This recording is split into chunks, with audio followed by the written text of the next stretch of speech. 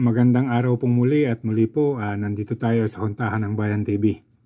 Panoodin po natin itong naging pahayag nitong si Senator Sani Angara. Siya po yung nasa screen at siya rin po yung tumatayo ngayong Department Secretary ng Education. At dito po nabanggit niya sa kanyang maiksing talumpati yung pagre-request niya ng karagdagang budget sa DepEd kina Martin Romualdez, yung Speaker of the House, at kay Saldico.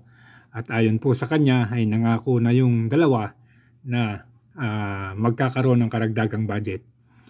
Ito po kasing kanyang sinabi na ito ay nagkaroon ng isang patotoo doon sa sinabi sa dati ni Vice President Sara Duterte na ang budget ng Pilipinas ay kontrol lamang ng 2 tao. Sundan po natin sandali itong maiksing talumpati nitong si Sani Angara.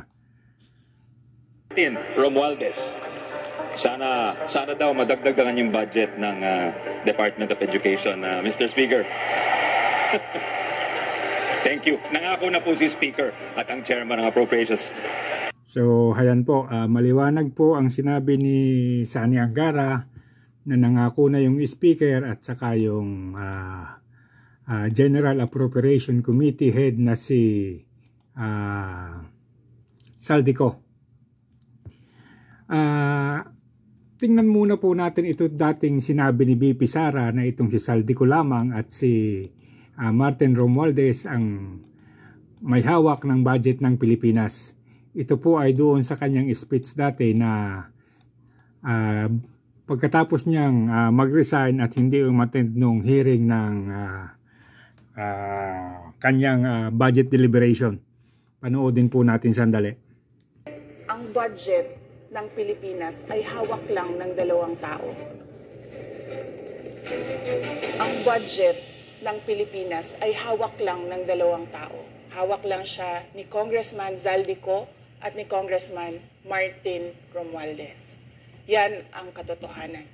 So yan po ang naging pahayag ni BP Sara na may kinalaman doon sa budget ng Pilipinas na kung saan sinasabi niya na ang budget ay kontrolado lamang ng 2 tao, ni Martin Romualdez at saka ni Saldico.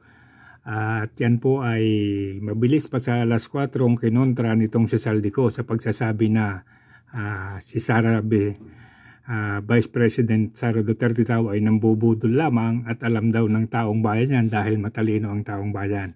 Ito po si Saldico. Ang sinasabi po ni Saldico ay pambubudol lamang daw yan. Ito po siya. Unang-una, again, pangbubudol na naman po yan. Napakalaking pambubudol. Akala nila ang taong bayan hindi matalino. Matalino po. Sasagutin po natin ang una-una po, ang miyembro po ng appropriations is around 139. Ang vice chair po is around 56. Ang congressman po is 300. Meron po tayong mga senador na 24. Meron pong miyembro ng Bicameral Conference Committee after the budget deliberation ng House and Senate. Meron pa pong BICAM na mag-uusap ang dalawang upper chamber and lower chamber. Almost. So, balikan po natin itong si Sani Angara. Unang-una po kasi, tama lang naman yung sinabi niya kung kinakapos talaga ng budget na mag-request siya. At talagang sa Kongreso naman siya magre-request. Doon naman talaga siya magsasubmit ng proposal para maaprobahan ng Kongreso. So, ang medyo masakit lang po dito ay ganito. Direkta siyang nag-request kay Martin Romualdez at saka kay Saldico. At ayon sa kanya ay nangako na ang dalawa na magkakaroon ng karagdagang budget. So, ang ibig pong sabihin ay aprobado na. Ngayon, balikan natin yung sinabi ni Vice President Sara Duterte na si Saldico at si Martin Romualdez lamang ang may hawak ng budget. Unang-una po, hindi makakapangako o hindi makakapagsabi na magkakaroon ng karagdagang budget ang Congress. maliban na lang kung ito ay may proposal at makapasa sa Kongreso at madala sa Senado, makapasa sa Senado at maaprubahan ng Presidente. Pero dito po kasi nakikita at parang lantarang sinasabi na aprobado yung budget noong 2 tao na sinasabi din ni BP Sara na siyang kumokontrol ng budget ng Pilipinas. So sa madalit sabi po, hindi man ito direktang totoo, sabihin nating may pahapyaw ng katotohanan at may pahapyaw din ng kasinungalingan, pero maliwanag po sa sikat ng araw na may kinalaman talaga yung dalawa sa pagkontrol ng budget. At base po nga dito, mukhang hindi nila na-brief ng husto itong si Angara at mukhang nagkamali ng direksyon at nabulgar yung katotohanan. At dito po ay makikita hindi na po ito maitatanggi sa taong bayan na may katotohanan yung sinasabi ng Vice President Sara Duterte na ang gobyernong ito ay nasa kontrol ng pamamahala pagdating sa budget ng 2 tao lamang, ni Saldico at ni Martin Romualdez.